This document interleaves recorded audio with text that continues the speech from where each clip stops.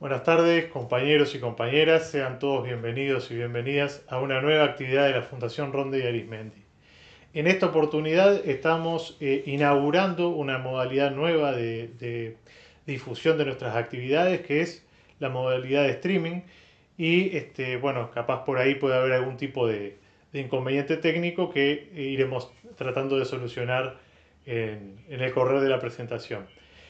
En el día de hoy vamos a estar con el compañero Oscar Méndez, todos recibieron la invitación, hablando de un tema que no es habitual en la Fundación, pero que hace a la historia del movimiento comunista internacional y a la historia cultural de un Estado que fue muy cercano a los militantes de la izquierda uruguaya y en particular a los comunistas, como es la carrera espacial y el aporte soviético a ella. Así que los vamos a dejar con Oscar Méndez, que además de ser un compañero muy querido, es el director del Planetario de Montevideo. Así que sin más presentaciones, adelante Oscar. Pues buenas tardes, buenas noches, buenos días para los que nos vean en otras latitudes o nos vean en diferido. Bueno, efectivamente me plantearon la inquietud de hablar sobre la investigación espacial y los aportes soviéticos a ella. Y bueno, esto va a durar aproximadamente una hora. Voy a hablar primero de algunos antecedentes de la investigación espacial y de eh, la inquietud y el interés de la humanidad por el espacio.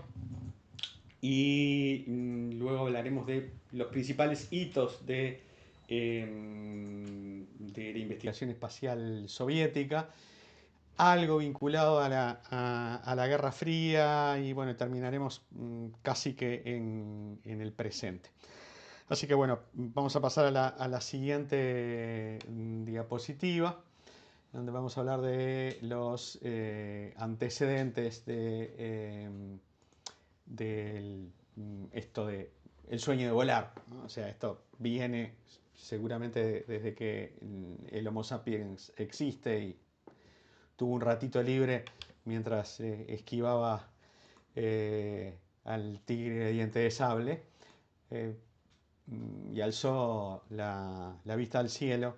eh, Seguramente ahí salió o surgió el sueño de volar, pero bueno, esto se ha reflejado en algunos mitos, quizá en la mitología griega clásica, el más conocido sea el mito de Ícaros y Dédalus, que bueno, intentó volar con unas alas hechas con pluma de aves y cera, pero al acercarse demasiado al sol se derritió y bueno, culminó trágicamente. Es una historia relativamente conocida de la mitología griega. Si venimos un poco más acá en el tiempo, bueno, los chinos inventaron una serie de elementos, de artilugios, de sustancias que fueron cruciales para el desarrollo de la humanidad.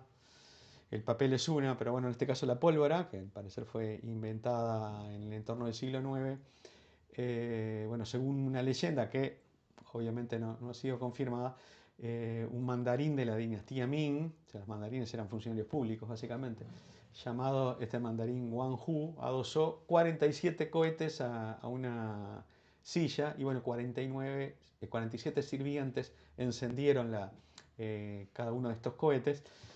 Y bueno, no lo encontraron más a Wang Hu.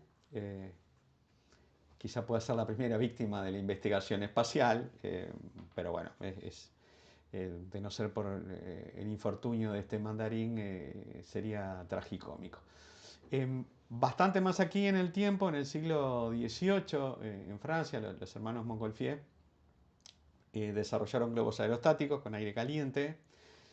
El primer vuelo fue en 1783, esto lo podemos ver en la siguiente imagen, luego de nuestro amigo Wang Hu.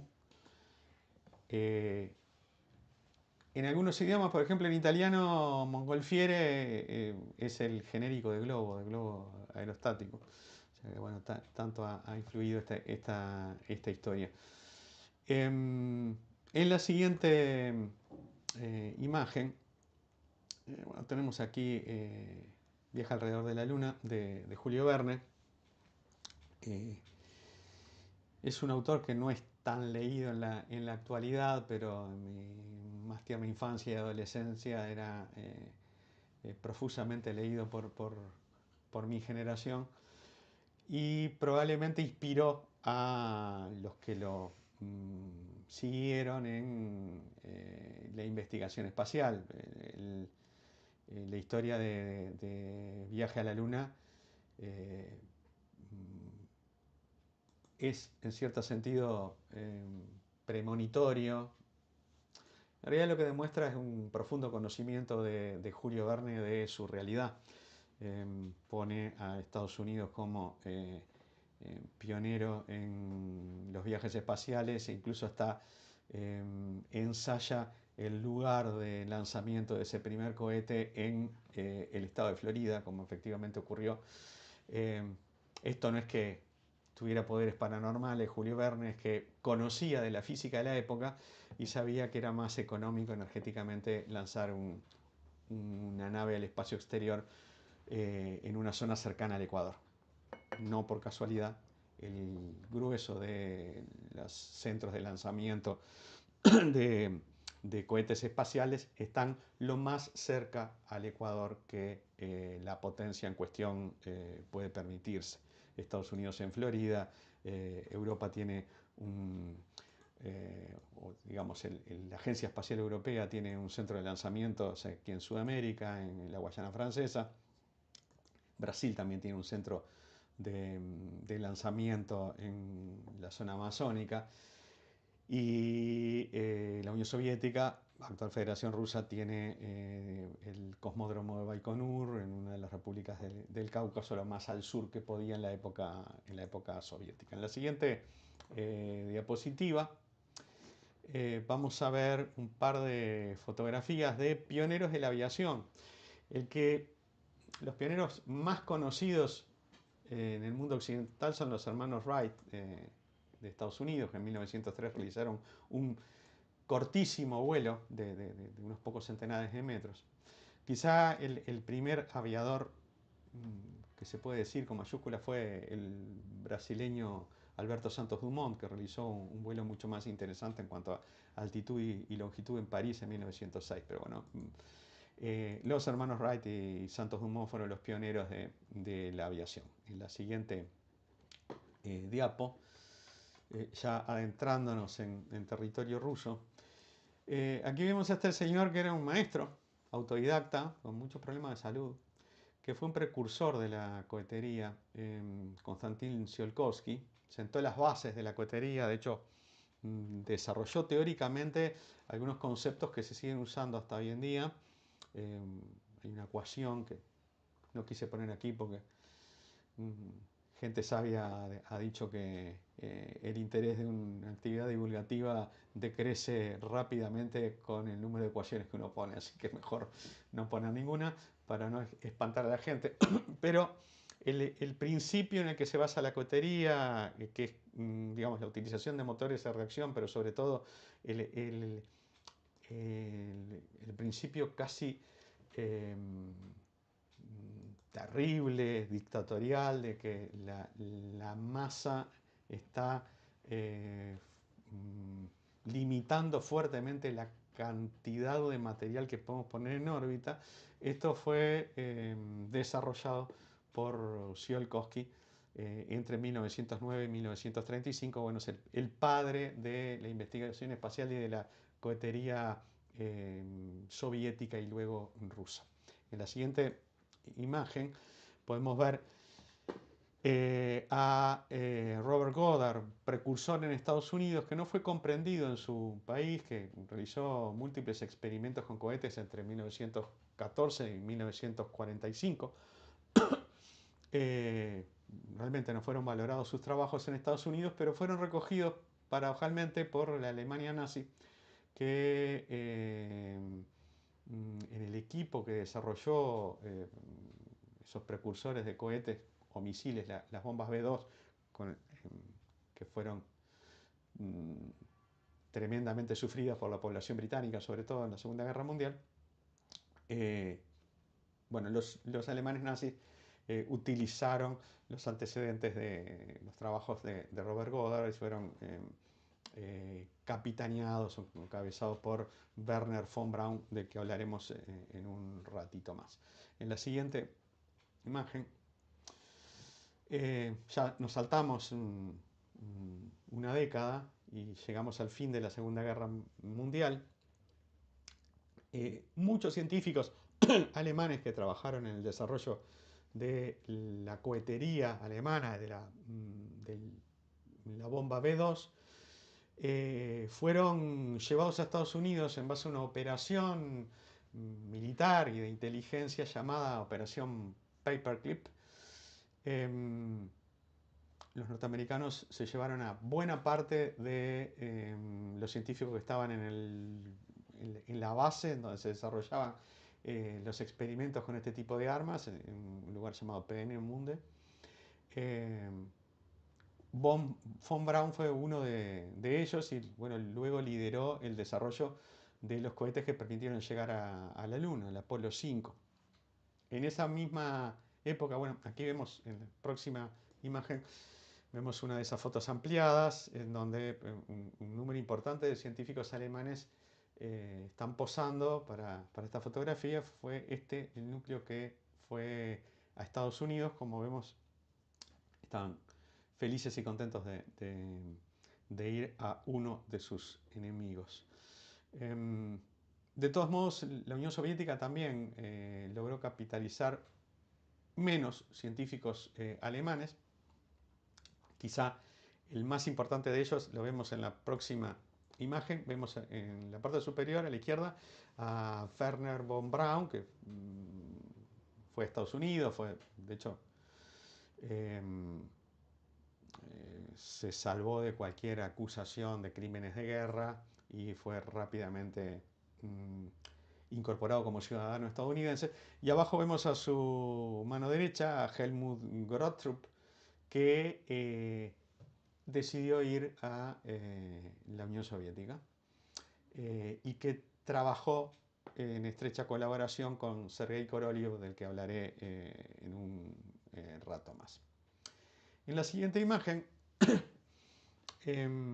algunas consideraciones respecto a lo sucedido después de la Segunda Guerra Mundial, ¿no? O sea, acaeció rápidamente lo que luego fue conocido como la Guerra Fría. Ambas potencias mundiales, Estados Unidos y la Unión Soviética, desplegaron programas de investigación espacial, dándose o desencadenándose lo que luego fue conocido como la carrera espacial. Yo hacía a veces algún comentario casi humorístico en algunas charlas respecto a que se puede decir que la carrera espacial fue casi que la única, yo diría que la única consecuencia positiva de la Guerra Fría, en el sentido que estas dos potencias que estaban combatiendo en otros planos en el mundo, en otros territorios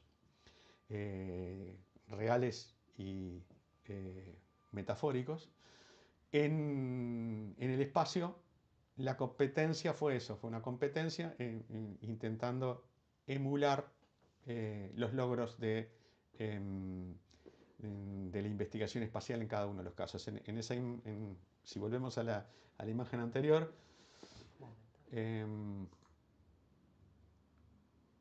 hacia atrás, ahora un poquito hacia adelante, la siguiente, ahí está, tenemos a Nikita Khrushchev y John Fitzgerald Kennedy dándose la mano. Bueno, fueron los iniciales contendores, no solamente en el plano político, sino también en el plano de esa emulación en la carrera espacial. Ahora sí, pasamos a la siguiente imagen. Esto que vemos aquí es el distintivo de piloto cosmonauta, que se le daba a todos los pilotos cosmonautas, justamente, a los cosmonautas que piloteaban las distintas naves. Distintivo que llevó Yuri Gagarin, que llevó Valentina Tereshkova, entre otros. Y lo usé, decidí usarlo como inicio de los hitos espaciales de la Unión Soviética que vamos a ir desgranando de a poco. Bueno, entonces, en la siguiente. Todo comienza el 4 de octubre de 1957 con el lanzamiento del Sputnik 1, el primer satélite artificial de la Tierra. Aquí vemos a un técnico trabajando sobre el Sputnik 1. Es asombrosamente pequeño. Para los que nos están viendo desde Uruguay, si se acercan al planetario, aprovecho para hacer publicidad encubierta, van a ver en el hall un modelo a escala 1:1 del Sputnik, o sea, para que vean el tamaño que tiene, es asombrosamente pequeño, un poco más grande que una pelota de playa. Lo único que no está a escala en el modelo que tenemos en el planetario son las antenas porque no nos entraban en el lugar en donde lo instalamos. Bueno, fue una impresión 3D realizada por la Facultad de Arquitectura en su momento, de la Universidad de la República. Este satélite fue básicamente una prueba para ver si era posible poner un objeto en el espacio. Prácticamente no tenía ningún instrumento de medición, con excepción de una radio que emitía un bip, o sea, una señal periódica al estilo de un metrónomo, ¿no? Un bip, bip, bip, y que permitía desde tierra detectarlo, ver si las comunicaciones eran posibles y nada más. Esto fue en 1957, año internacional de la geofísica. Estados Unidos había anunciado que iba a lanzar un satélite y los soviéticos le ganaron de mano. Fue asombroso en su época. Yo nací 9 años después, o sea que esto no lo viví. Tuve el placer de tener como profesor de astronomía general en el primer año de facultad, en la licenciatura de astronomía de la vieja Facultad de Humanidades y Ciencias de nuestra Universidad de la República, al profesor Juan Diego Sanz, un vocacional de la astronomía, y que nos contaba lo que sucedía en ese entonces, que había un incipiente grupo de astrónomos aficionados que habían fundado la Asociación de Aficionados a la Astronomía, que todavía existe, en 1952. 2 años antes, en 1955, se había abierto el planetario de Montevideo, que en este 2025 cumple 70 años. Y el asombro en este lado del mundo, en el lado occidental, digamos, bajo la directa influencia de Estados Unidos, fue enorme, porque jamás hubieran pensado que la Unión Soviética ganara en esta primera mano. En la siguiente imagen, ese mismo año y un mes después, el 3 de noviembre de 1957, se lanza el Sputnik 2 con la famosa perrita Laika a bordo.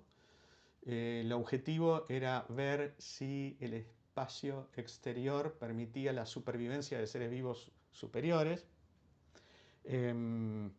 Lamentablemente esta perrita no retornó viva, de hecho no habían diseñado aún un sistema para un retorno seguro. Murió de un shock térmico, o sea que bueno, fue una de las tantas víctimas en el espacio. Además de humanos, hubo otros animales que murieron en el espacio, no solamente perritos, bueno, sino algunos primates. Estados Unidos optó por lanzar primates, sobre todo chimpancés. La Unión Soviética optó por otros animales, perros, que en general perros callejeros, digamos, perros sin una raza determinada, pequeños, fácilmente entrenables y inteligentes como son los perros. Por suerte, bueno, aquí vemos en esta imagen a Laika en el lugar, digamos, en donde viajó en ese postrero viaje. En la siguiente imagen vemos a estas dos perritas, Strelka y Belka, Flechita y Blanquita, sería la traducción de estos dos nombres en ruso. A bordo del Sputnik 5 viajaron al espacio y volvieron sanas y salvas. De hecho, murieron de viejitas en familias que las adoptaron. En algún momento un premier soviético le regaló a un presidente de Estados Unidos un descendiente de estas perritas. En el Museo de la Cosmonáutica de Moscú se pueden ver los cuerpos embalsamados de estas dos perritas. Y a su vez, no lo traje aquí, pero es increíble. Aparte es una imagen que se puede encontrar fácilmente en internet. El traje espacial, que tiene hasta las patitas, es entre gracioso y tierno. En la próxima imagen ya saltamos a el hito más grande y más impactante en todo el mundo, que fue el primer viaje de un ser humano, Yuri Gagarin, a bordo del Vostok 1, un viaje que además completó una órbita. Poco tiempo después, los estadounidenses hicieron un viaje como para intentar no quedar tan atrasados, pero fue un viaje balístico, o sea, el astronauta apenas se asomó la cabeza por fuera de la atmósfera y volvió. Los soviéticos completaron una órbita entera, o sea, una vuelta entera alrededor de la Tierra. Esta foto es hermosa, esa sonrisa de un joven Yuri Gagarin que con unos 27 años hizo este primer viaje para la especie humana fuera de nuestra Tierra. En las próximas imágenes, comenzando por la siguiente, vamos a ver algunas fotografías de Yuri Gagarin, él ya dispuesto a viajar en el Vostok 1. En la siguiente vemos el cohete que lo lanzó. Una cosa que no comenté, los soviéticos tuvieron durante años, y de hecho hasta la actualidad, la mayor capacidad de poner masa en órbita. O sea, tienen los cohetes más poderosos, basándose en un misil intercontinental, el R-7. Un pequeño paréntesis, la carrera espacial también se benefició de un enorme número de misiles que se iban desechando, por decir de algún modo, de la vida útil con los criterios militares. O sea, si bien los misiles que se iban descartando para que estuvieran en los silos de lanzamiento con ojivas nucleares estaban perfectamente operativos, en todas partes del mundo los criterios de calidad militar son los más altos. Entonces iban quedando una masa importante de misiles que fueron utilizados para la investigación espacial. Tanto los estadounidenses como los soviéticos le dieron un segundo destino a esos misiles para la investigación espacial. Misiles que funcionaban perfectamente bien, pero que se descartaban por los criterios exigentes de el funcionamiento de las Fuerzas Armadas. Bueno, en la siguiente imagen podemos ver el sitio en el que aterrizó Yuri Gagarin. Durante mucho tiempo el modo de aterrizaje de las naves soviéticas fue un secreto. Hoy se sabe que utilizaba una mezcla de retrocohetes, o sea, cohetes que atenuaban el descenso, y paracaídas.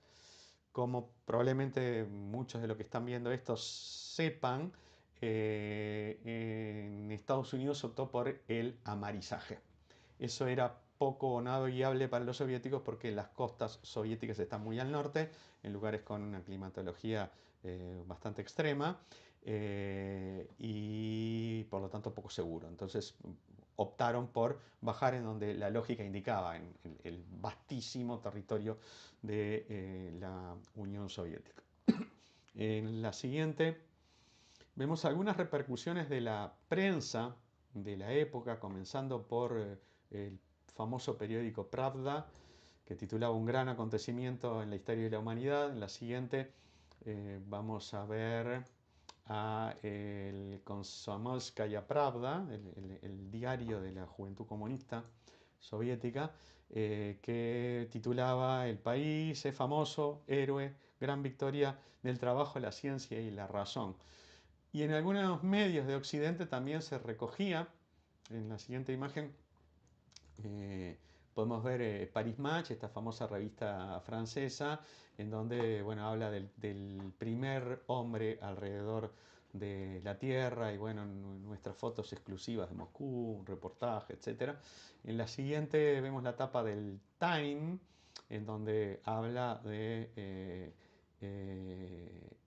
Yuri Gagarin de Rusia, un hombre en el espacio y una simpática voz y martillo en donde la cabeza del martillo es en realidad una nave espacial. En la siguiente, no, brevemente algo respecto a la vida posterior de Yuri Gagarin. Yuri Gagarin venía o salió de la Fuerza Aérea, eh, era un oficial, un piloto de pruebas, y que como muchos de los mejores pilotos sobre todo de la Fuerza Aérea Soviética, postularon para ser astronautas. Él venía de una familia vinculada a un coljós, al campesinado, digamos. Tenía algunos atributos personales que lo hacían particularmente interesante para presentar como figura. Y las autoridades soviéticas, luego de este primer viaje, decidieron no asignarle ningún otro viaje espacial. Y durante varios años no le permitieron volar aviones. Esto, al parecer, generó una importante depresión de Yuri Gagarin, se volcó al alcoholismo, en fin, hasta que bueno, le convenció a sus superiores, digamos, de permitir volver a volar. Entonces, en la siguiente imagen, vemos una imagen del avión en el que se estrelló en un vuelo de entrenamiento junto con un instructor. Estaba volando un MiG-15 UTI con el instructor Vladimir Seriogin. Y bueno, el 28 de marzo de 1968 se estrelló en un lugar llamado Novosiolovo, en las afueras de Moscú. Durante mucho tiempo este accidente estuvo, digamos, cubierto de un secretismo. Los últimos documentos están indicando que fue un error humano del piloto instructor. Al parecer se cubrió de confidencialidad para no perjudicar a los deudos de este piloto instructor. Lo cierto es que bueno, se cortó una vida por un accidente lamentable, que bueno, los accidentes pasan muchas veces por errores humanos. En la siguiente imagen vemos a la viuda de Yuri Gagarin, que está a la derecha de la pantalla, y a la izquierda está Valentina Tereshkova, de la que hablaremos en un ratito más. En la siguiente vemos una imagen de digamos, de las exequias de ambos pilotos, de Yuri Gagarin, el piloto instructor. Y en la siguiente imagen, bueno, vemos la multitudinaria despedida en la Plaza Roja. Sobre el fondo se ve el mausoleo de Lenin y los muros del Kremlin. Y en la siguiente imagen vemos un monumento, un obelisco que está en el centro de una fuente, en el lugar exacto en donde se produjo el accidente del avión que se dio de nariz contra el piso, al punto de que no se recuperaron los restos de ninguno de los pilotos por haber básicamente vaporizado, digamos. Pasamos a la siguiente, entonces, bueno, una última consideración. Esta imagen es de 1967, algo así como un año antes del accidente de Gagarin. Walter Sanseviero, uno de los fundadores de la Juventud Comunista aquí en Uruguay, y su esposa René Scariato visitaron la Unión Soviética y conocieron a Gagarin. Ahí está la foto. Vemos a Gagarin, el segundo contando desde la izquierda, la tercera persona es justamente René Scariato y la cuarta persona, el señor de lentes que vemos ahí, es Walter Sanseviero, que se tomaron esta foto en un campamento, un centro de veraneo en Crimea. Pasamos entonces a la siguiente, que vemos esta misma imagen ampliada. Sencillamente, bueno, una mención de una vinculación totalmente casual con nuestro país. Yuri Gagarin nunca estuvo en Uruguay, pero se estuvo en Brasil. Algún aficionado uruguayo habló con él, al parecer en francés, en una conferencia que hizo en Río de Janeiro, si mal no recuerdo. O sea que es el vínculo que tenemos con Yuri Gagarin, una personalidad que luego de ese vuelo de 1961, del que se cumplen un, un aniversario más, se cumplió el pasado 12 de abril, el llamado Día del Cosmonauta en Rusia, una festividad que se sigue conmemorando y es una de las más importantes, sigue siendo una de las más importantes en la actual Rusia. Bueno, Yuri Gagarin luego de ese vuelo del 12 de abril de 1961 visitó una gran cantidad de países realizando conferencias divulgativas y de vínculo con otros pueblos. Pasemos entonces a la siguiente imagen. Bueno, ¿qué es lo que pasó luego de Gagarin? O sea, fue realmente un impacto para todo el mundo que en tan poco tiempo la Unión Soviética pegara tan fuerte en la investigación espacial. Entonces, apenas un mes y poco después, el 25 de mayo de 1961, el presidente de Estados Unidos de entonces, John Fitzgerald Kennedy, pronunció un discurso en donde, lo voy a leer brevemente, es importante para lo que viene después. Primero, creo que esta nación debe asumir como meta el lograr que un hombre vaya a la Luna y regrese a salvo a la Tierra antes del fin de esta década. Ningún otro proyecto individual será tan impresionante para la humanidad ni más importante que los viajes de largo alcance al espacio. Y ninguno será tan difícil y costoso de conseguir. Bueno, Estados Unidos realmente puso todos sus esfuerzos en ello, lo lograron con el Apolo 11, no voy a hablar hoy particularmente del Apolo 11, pero fue una gran operación científica, pero sobre todo propagandística de Estados Unidos que realmente fue un golpe de marketing muy inteligente.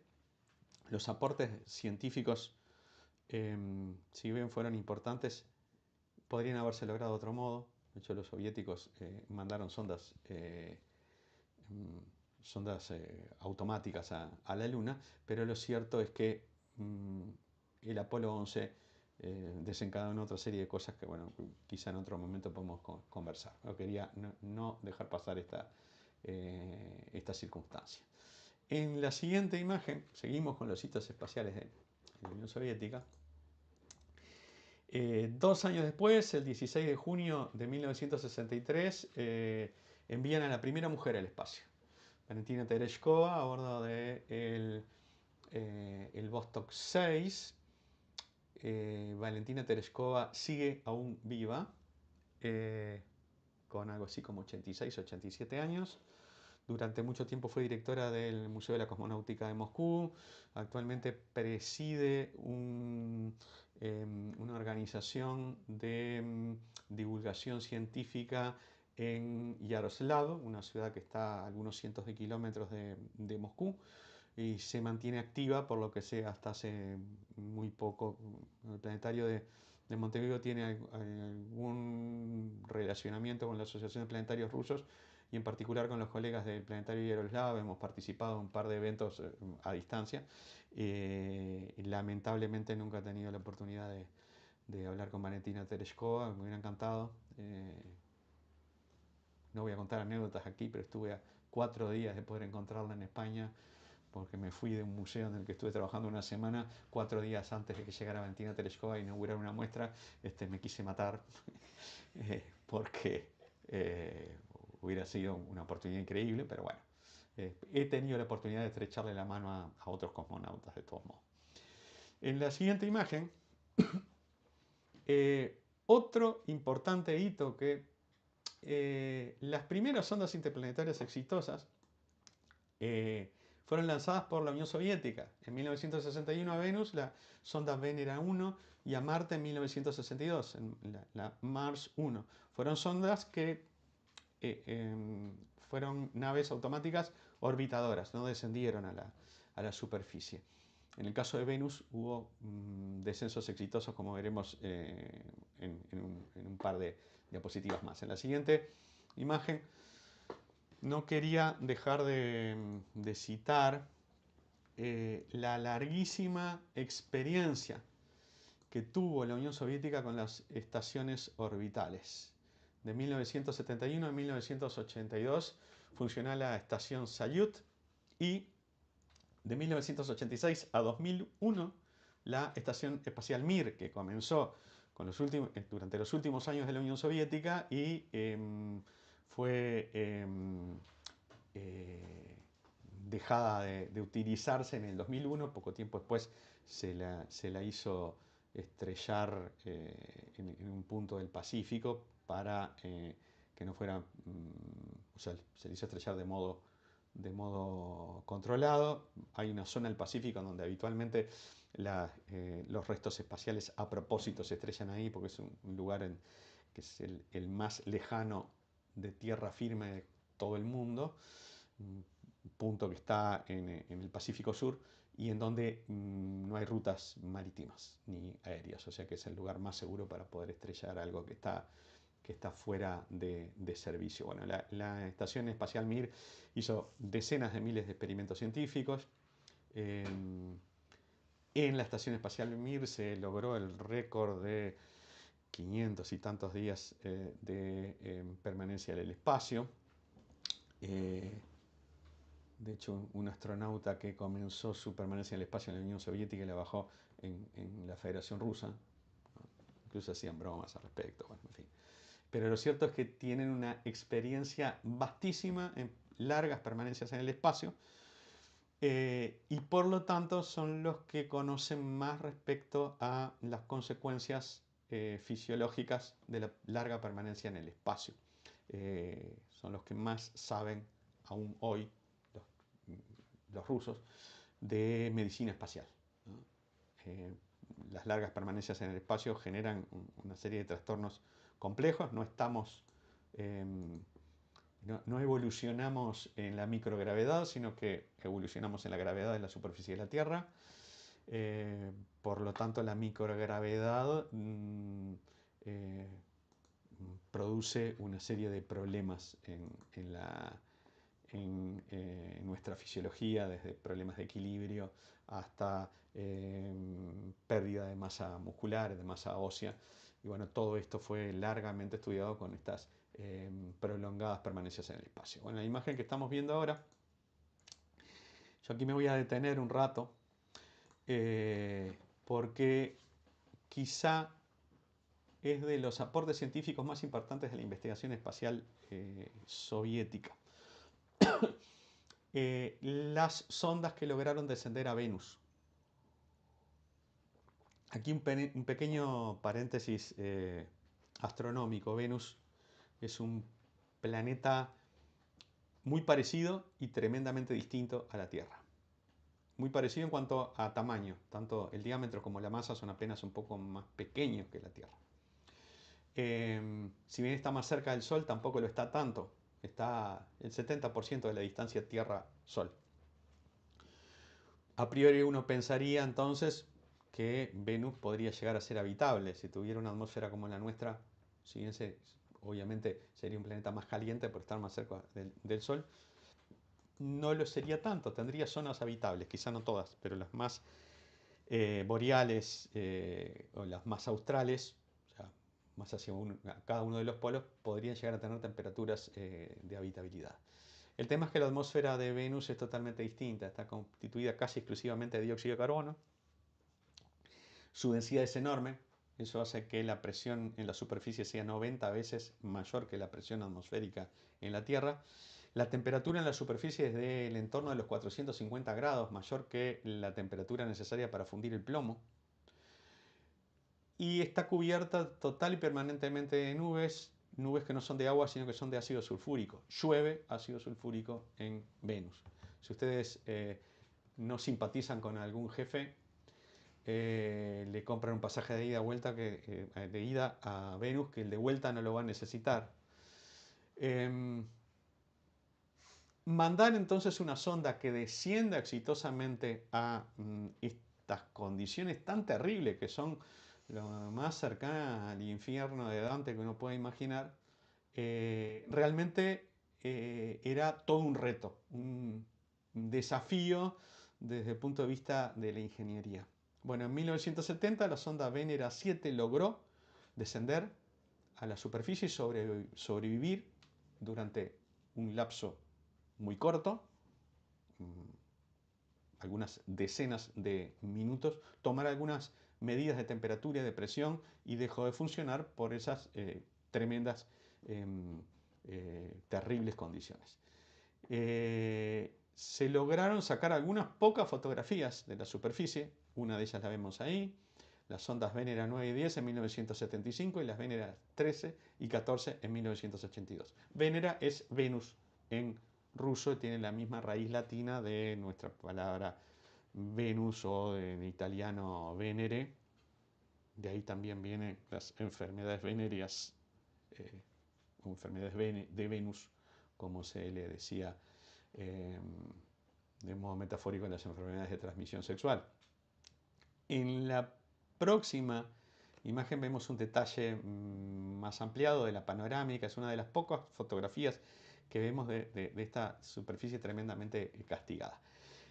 Esta quizá haya sido una de las conquistas más importantes desde el punto de vista científico, el haber logrado descender con verdaderos tanques de guerra espaciales a la superficie de Venus, construyeron de modo que pudiera resistir estas condiciones y así todo resistían en torno a 40-50 minutos antes de dejar de hacerlo, y son imágenes en color incluso.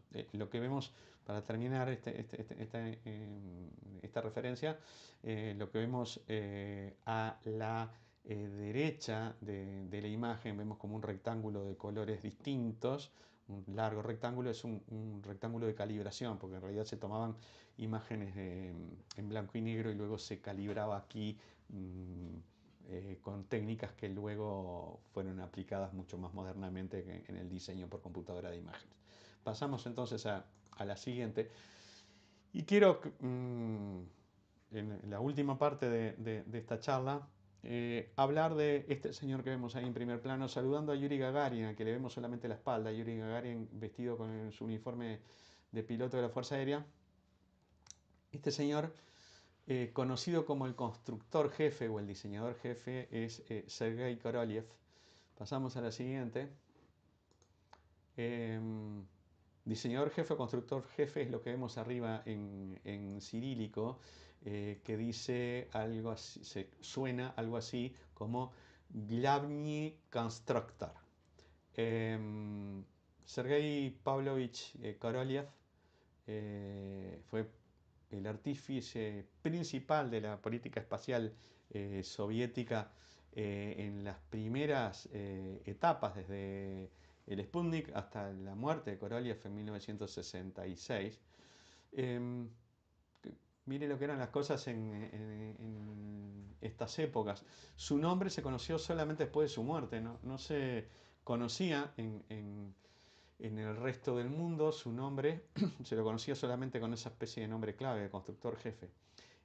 Era el que encabezaba el Consejo de Jefes de Diseño de la Unión Soviética. El sistema de funcionamiento de la investigación espacial a nivel administrativo, político, burocrático, si quieren, era de una serie de constructores jefe con una comandancia central por Sergei Korolev, pero cada uno de los grupos de investigación tenían un alto grado de independencia en lo que desarrollaban. En la siguiente imagen, algo respecto a la biografía, digamos, algunos datos biográficos de Korolev, que bueno, fue un hijo de un maestro de literatura rusa. Nació en la actual Ucrania. Bueno, era Ucrania en ese entonces, una república socialista soviética, en Zhytomyr. Desde joven había sido fascinado por la aviación, al punto de diseñar un primer planeador cuando solamente tenía 17 años. Se graduó en el Instituto Politécnico de Kiev. Ingresó en la Universidad de Moscú interesándose en la cohetería. En la siguiente imagen lo vemos con un grupo de fanáticos por la cohetería que fundaron el llamado Grupo de Investigación de Propulsión a la Reacción, GIR por sus siglas en ruso, y desarrollaron los primeros cohetes de combustible líquido soviéticos, el GIR 9 y el GIR 10. Este grupo fue luego absorbido por el ámbito militar. Korolev estaba a cargo de las estructuras aeroespaciales y su colega Valentín Glushko era responsable de los sistemas de propulsión. Diseñaron, por ejemplo, juntos el RP-318, que fue la primera nave tripulada propulsada por un cohete. Nave atmosférica, digamos, o sea que volaba en la atmósfera, no llegaba al espacio exterior. En la próxima imagen, bueno, Glushko fue arrestado en 1938 y para reducir su condena denunció a Korolev, que también fue arrestado y sentenciado a 10 años de trabajo forzado.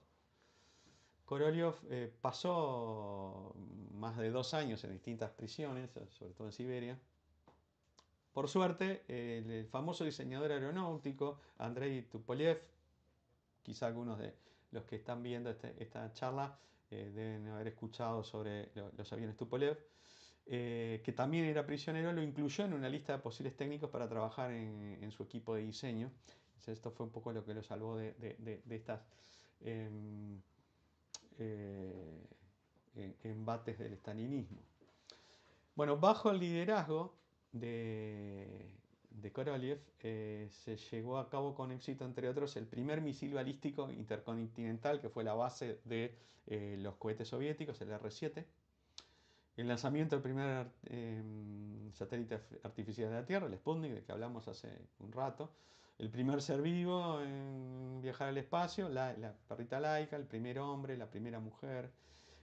La primera misión con varios tripulantes, el Vojod 1 en 1964, o el primer paseo espacial o caminata espacial desarrollada por Alexei Leonov en el Vojod 2 en 1965. Este año se cumplen justamente 60 años de esa primera caminata espacial. Bueno, todo esto, me olvidé de decirle a Enrique, que está dándose una mano atrás las cámaras, estaba en esta imagen que estamos viendo ahora. Bueno, ahí vemos justamente el R7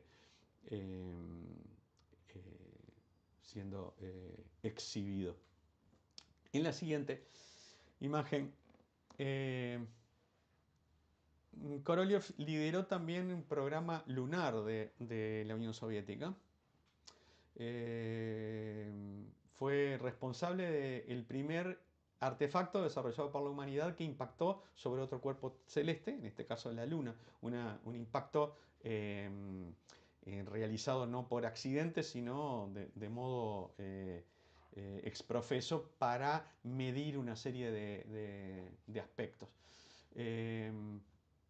Fue responsable de la primera nave en fotografiar la cara oculta de la Luna.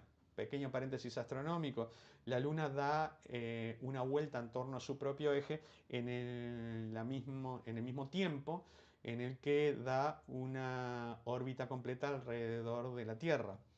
Es lo que en astronomía se conoce como órbita sincrónica, o sea, da una vuelta en torno a sí en el mismo tiempo en el que demora en dar una vuelta entera alrededor de la Tierra. Por lo tanto, siempre nos muestra el mismo lado, la misma cara de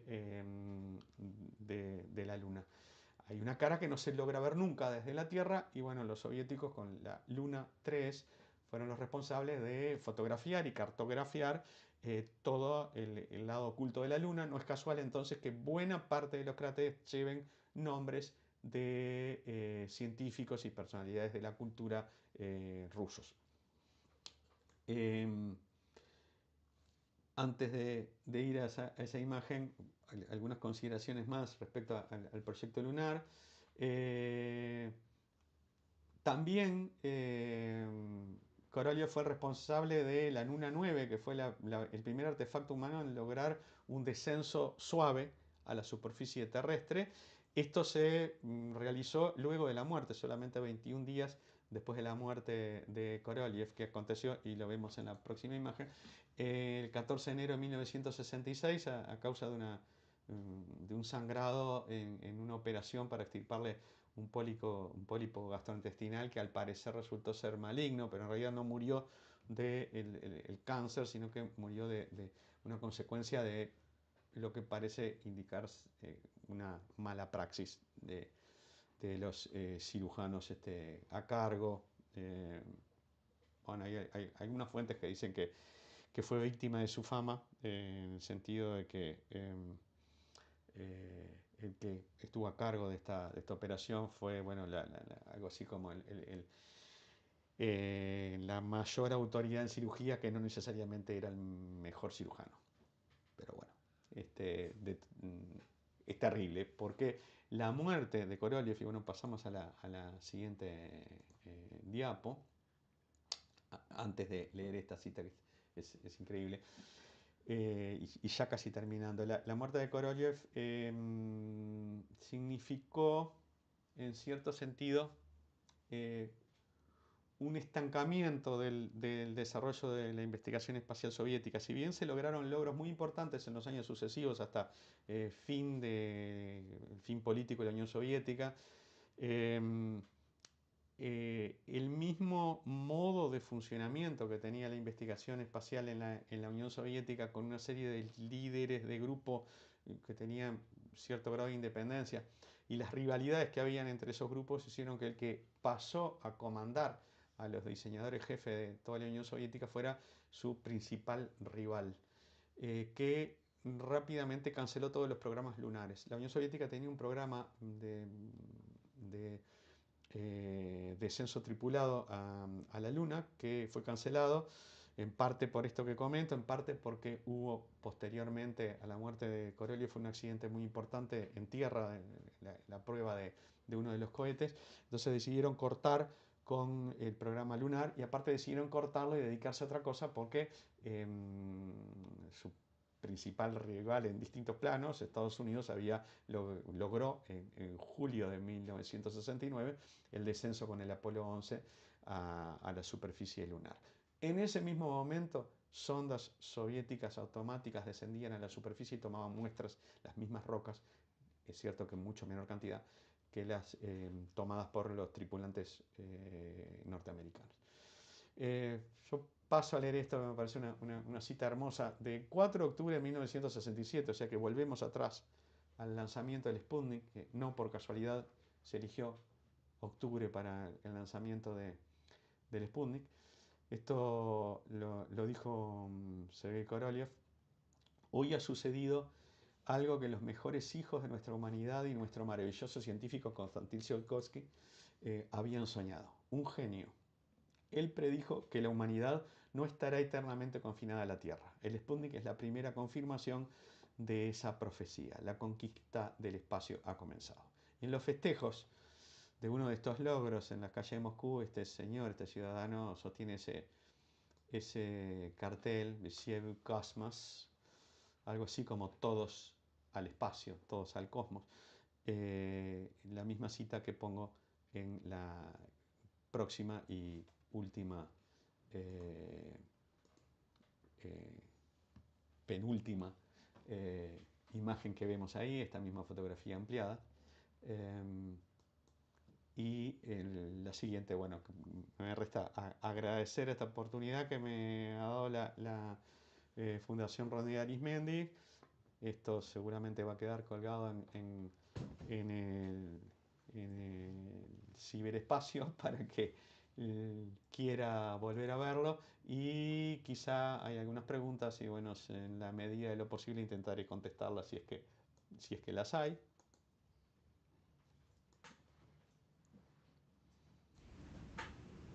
Bueno, agradecerte, Oscar. La verdad que fue una charla muy buena, muy interesante, sobre un tema que conocemos los titulares, pero que no hemos profundizado. Y muy interesante acercarnos a esto, que muchas veces lo que fue la Guerra Fría en cuanto a la propaganda, si uno piensa, queda con la imagen de que los Estados Unidos ganó la carrera espacial porque llegó el primer hombre a la Luna y bueno, el marketing que tiene eso, contra eso no hay con qué darle, pero sin embargo, si nos ponemos a estudiar en profundidad, el papel de la Unión Soviética fue superior, corregime si me equivoco, y que tuvo mayores, que se pudo poner en práctica, que tuvo resultados prácticos, a diferencia de la llegada a la Luna, que fue más propagandístico que práctico. Pero bueno, agradecerte, Oscar. Estamos muy contentos de esto y vamos a ir haciendo un cierre. No sé si querés decir algo más. Sí, respecto a lo que acabas de decir, yo estoy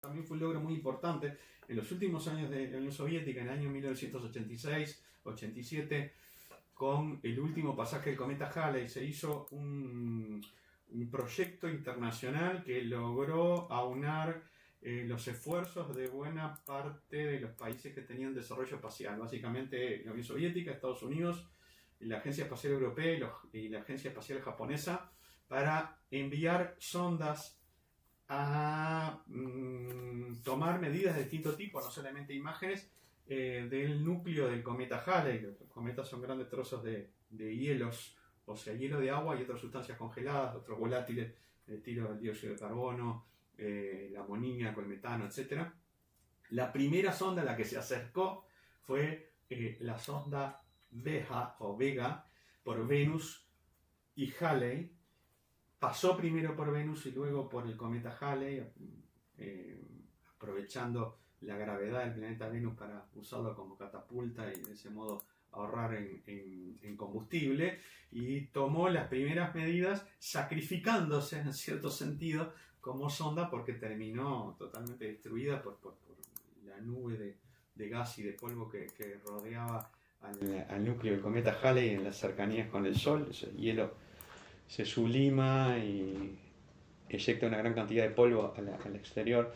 Fue realmente también un logro científico de la humanidad en el que la Unión Soviética, en los últimos 3-4 años de su existencia, jugó un rol preponderante. Un aspecto que no había mencionado y que creo que también es un hito histórico de la Unión Soviética y de toda la humanidad. Yo creo que esto debería ser la moraleja, que el espacio, como está definido, debería ser un ámbito para el desarrollo de la paz y del conocimiento científico. Lamentablemente no siempre es así. Bueno, Oscar, te agradecemos nuevamente y te despedimos. Y a todos ustedes muchas gracias por haber visto el video hasta acá. Muy posiblemente en el correr de los próximos meses tengamos otra actividad similar a la de hoy, pero más actual. Así que, sin más, agradecerles a todos y todas y nos estamos viendo en una próxima actividad.